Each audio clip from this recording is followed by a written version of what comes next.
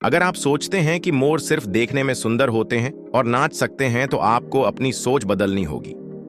आजकल मोरों का कारोबार करोड़ों में चल रहा है।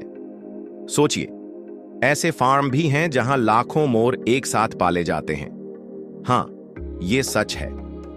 आज के समय में मोर सिर्फ एक पक्षी नहीं बल्कि एक पैसों की खान है, क्योंकि इनके पंख, अंडे, मांस, यहां तक कि इनका गोबर भी अलग अलग उद्योगों में काम आता है।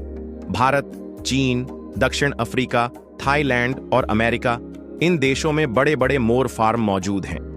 भारत के राजस्थान और तमिलनाडु में तो पूरे पूरे गांव के लोग मोर पालन करके अपनी जीविका चलाते हैं।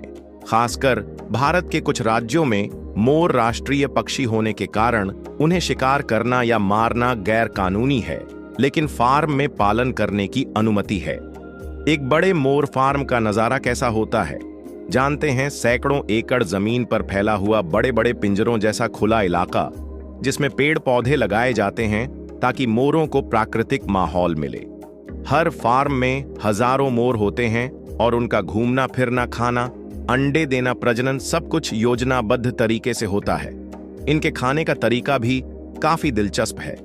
मोर आमतौर पर धान, गेहूं, मक्का, फल, सब्जियां और छोटे कीड़े मकोड़े खाते हैं। बड़े फार्म में रोजमर्रा हजारों किलो खाना दिया जाता है।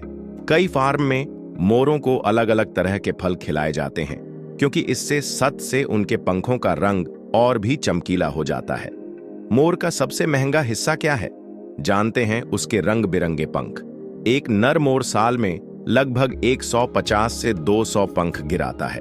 यह पंख इकट्ठा करके फैक्ट्री में भेजे जाते हैं, जहां से हैंडीक्राफ्ट, गहने, पेंटिंग, ब्रश, सजावटी सामान और कपड़ों के डिजाइन में इस्तेमाल होने वाले आइटम बनते हैं। अब बात करते हैं मोर के अंडों की। एक अंडे की कीमत 3000 रुपये से 7000 रुपये तक होती है। यह अंडे ज्यादातर विदेशों के 5 स्टार रेस्टोरेंट में खाने के लिए इस्तेमाल होते हैं, खासकर चीन में, जहां अरबपति लोग इसे एक्सोटिक फूड के रूप में भारी कीमत पर खरीदते हैं। बहुत लोग पूछते हैं कि क्या मोर का मांस खाया जा सकता है? हाँ, कुछ देशों में खाया जाता है, खासकर चीन, नेपाल, थाईलैंड और अफ्रीका के कुछ हिस्सों में, जहां इसे महंगा और स्वास्थ्यवर्धक माना जाता है। हालांकि कई देशों में कानूनी पाबंदी है, जैसे भारत में राष्ट्रीय पक्षी होने के कारण इसका मांस बेचना गैर कानूनी है। इसलिए जिन देशों में अनुमति है वहीं पर इसे निर्यात किया जाता है। कहा जाता है कि मोर का मांस दिल के लिए अच्छा, फैट फ्री और प्रोटीन से भरपूर होता है। कई डॉक्टर भी इसे खाने की सलाह देते हैं और अरबपति अपनी सेहत और दिल को ठीक रखने के लिए इसे खाते हैं। समुद्र से लाखों स्क्विड पकड़ने की प्रक्रिया भी बहुत दिलचस्प है, क्योंकि स्क्विड बहुत चालाक और तेज गति वाले होते हैं। इन्हें पकड़ने के लिए खास तकनीक का इस्तेमाल किया जाता है। आमतौर पर स्क्विड समुद्र की गहराई में रहते हैं और रात की रोशनी देखकर ऊपर आ जाते हैं। इसलिए रात का समय इन्हें पकड़ने के लिए सबसे अच्छा माना जाता है। सबसे पहले मछुआरे अपने ट्रॉलर या नाव लेकर गहरे समुद्र में जाते हैं। ये ट्रॉलर आम नावों जैसे नहीं होते, बल्कि बड़े और खास मशीनों से लैस होते हैं, जिससे वे ठीक उसी जगह पहुंच पाते हैं जहां स्क्विड होते हैं और रात में रोशनी जलाकर उन्हें अपनी ओर खींच लेते हैं। जब वे गहरे समुद्र में पहुंचते हैं तो ट्रोलर के नीचे खास तरह की रोशनी जलती है जो स्क्विड को आकर्षित करती है। तब मछुआरे खास हुक वाली रस्सी डालकर स्क्विड पकड़ते हैं। कई मछुआरे सीधे जाल डालकर भी इन्हें पकड़ते हैं। स्क्विड पकड़ने के लिए जो जाल इस्तेमाल होता है वह बहुत मजबूत और टिकाऊ होता है।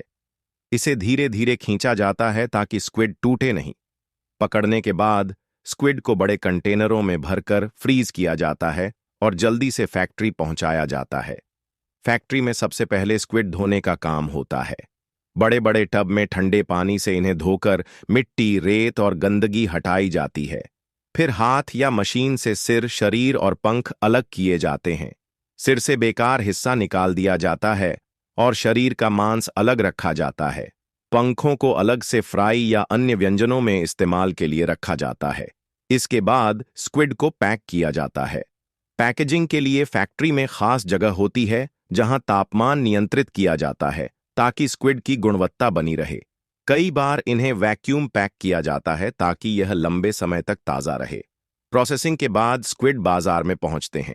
कुछ ताज़ा बिकते हैं तो कुछ पका या प्रोसेस्ड होकर सुपरमार्केट और रेस्टोरेंट में पहुंचते हैं। कई स्क्विड को फ्राई, ग्रिल या सूप के लिए पैक किया जाता है। कुल मिलाकर समुद्र से खाने की मेज तक स्क्वाड की यात्रा काफी मेहनत भरी। अगर आपको वीडियो पसंद आई हो तो वीडियो को लाइक जरूर करें।